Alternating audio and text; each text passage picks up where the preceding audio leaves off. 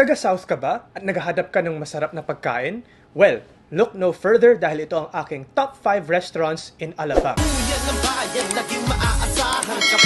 Ngayon, ito ang aking personal list ng top 5 dahil marami na akong nakainan dyan sa Alabang at nasasabi kong itong top 5 na to ay yung mga best restaurants na nakita ko or natikim ko na sa buong Alabang. So, let's start with number 5. The Nest at Hotel Vivere. Medyo sikat na restaurant na to sa area dahil maganda talaga ang view ng The Nest dito sa Hotel Vivere dahil na siya roof deck siya na restaurant at makita mo ang buong Alabang. So perfect to for a date place or either way, anniversary, date or kahit ng mga kaibigan mo, idala mo dyan, for sure magagandahin sila dun sa view ng Alabang, especially at nighttime. So, anong mga masasarap na pwede niyong itry dito? Well, medyo unique ang kanilang lamb shank stew, at saka kanilang pinalutong na hito, at saka mga nachos nila. At kung gusto niyo rin, sarap rin ang kanilang longganisa pasta. Moving on to number 4. Ito naman ay medyo bago na restaurant dyan. Ang tawag sa kanya ay Sobra Cafe sa Molito, Alabang.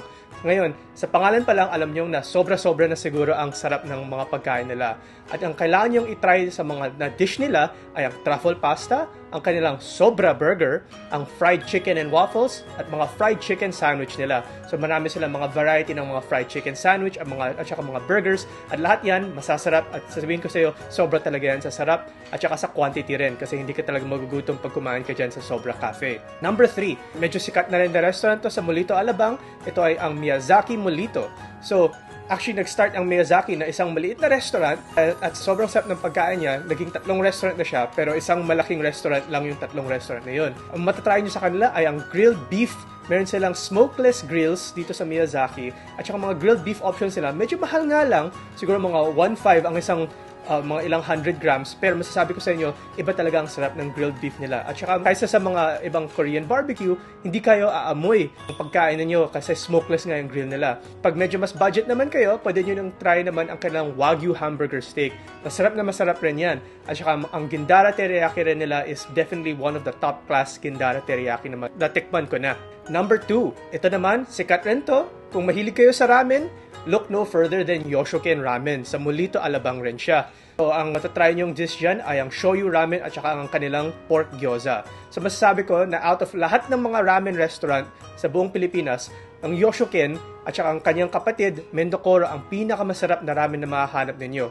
Mendocoro naman, meron naman sila sa Makati, pero yung Yoshoken yung nasa Alabang. Ang pagkaiba ng Mendocoro sa Yoshoken ay ang Mendocoro medyo parang bar style siya. Ang Yoshoken parang mas restaurant style siya. Pero either way, same lang naman yung recipe nila para sa ramen at saka sobrang sarap yung ramen na yan. Hindi kayo magre-regret.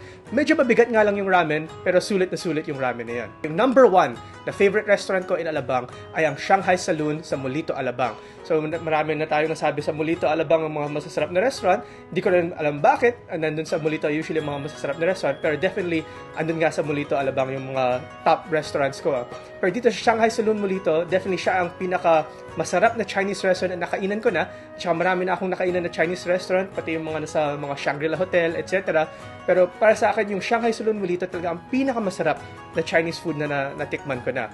Meron pa nga silang Yumcha Eat All You Can na 888 pesos na parang only dim sum at saka may mga main course rin sila. So pero for lunchtime lang kasi yun.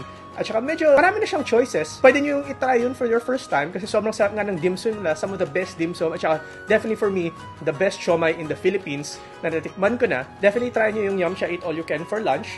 Pero kung mas gusto nyo na matry yung mga ibang dishes nila, definitely marirecommend ko ay ang honey pepper diced beef nila. Ang scallop fuyong nila talaga masterpiece yung pagkagawa nun. At yung flaming Peking duck nila, very unique rin kasi ang serving ng Peking duck nila. Parang inaapoy nila sa harap ninyo at saka bago nila i-serve yung Peking duck nito. Yung nakita ko dun sa Peking duck na yun ay sulit na sulit siya kasi parang 3,800 lang siya. 3 ways na yun, wala nang additional. Kasi may ibang Chinese restaurants, pag ginawa mong 3 ways pa yung Peking duck, may parang additional 500 pa yun. Tapos mahal na nga yung duck, diba? So aside from that, definitely try nyo yung ham soy cook nila. Kasi sa ham soy cook sa mga ibang Chinese restaurants, ginagamit nila ground pork lang. Pero yung ham soy cook dito sa Shanghai Saloon, yung sinabi nila sa akin, nung tinanong ko bakit iba yung lasa ng ham soy cook nila, dahil ginagamit nila parang ground duck naman. So very unique ang kanilang ham soy cook. Aside from that, dapat matry ninyo ang Wagyu steak sirloin, ang kanilang steamed live lapu-lapu in soy sauce, ang pan-fried red grouper fillet in fisherman style. For me, yung best fried rice na natikman ko rin ay ang Shanghai Saloon fried rice.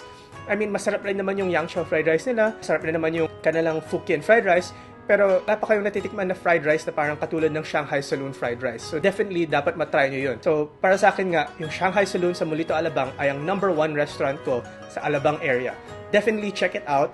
And for sure, alam ko marami akong list na pagkain dyan para sa Shanghai Saloon dahil pag nadadalo nga ako sa Alabang, kakainan ko lahat ng mga restaurants na na-mention ko na. At saka yung Shanghai Saloon talaga yung binabalik-balikan ko kasi ang daming ibang mga dishes gusto kong matry. At saka pag natry ko na, sobrang sarap talaga sila. At saka sobrang sarap talaga na best Chinese food in the Philippines na masasabi ko yan. Yan, andyan yan sa Alabang. Ito ang aking mga top 5 restaurants in Alabang. Sana naman, mabusog kayo dahil at magustuhan nyo yung mga choices na na-recommend ko sa inyo. Ako nga pala ay si Solomon Sai, ang inyong kuya ng bayan.